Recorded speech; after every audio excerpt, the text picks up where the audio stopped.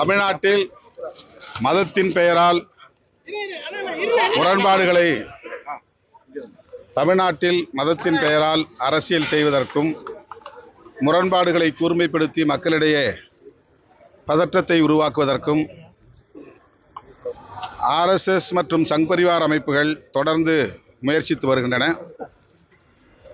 அவர்களைப் போல நீதிமன்றத்திற்குள்ளே இருந்து கொண்டே அந்த வேலைகளை செய்து கொண்டிருக்கிற நீதிபதி அவர்களின்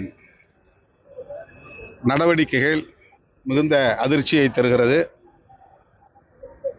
அவர் தொடர்ந்து இதுபோன்ற அதிரடி தீர்ப்புகளை தந்து தமிழ்நாட்டில் சட்டம் ஒழுங்கை சீர்குலைக்கும் வகையில்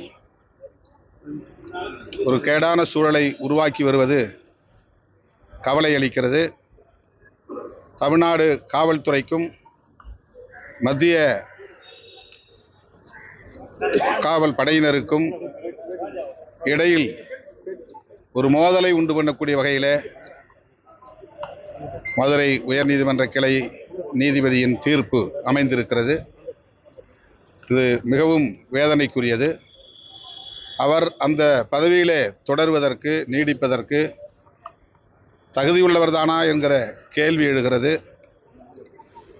மிக பொறுப்பு வாய்ந்த அதிகார பீடத்தில் அமர்ந்திருக்கிற அவர் சட்டம் ஒழுங்கு ஆகியவற்றையும் கவனத்தில் கொண்டு நீதி வழங்கும்படி வேண்டுகோள் விடுக்கிறோம்.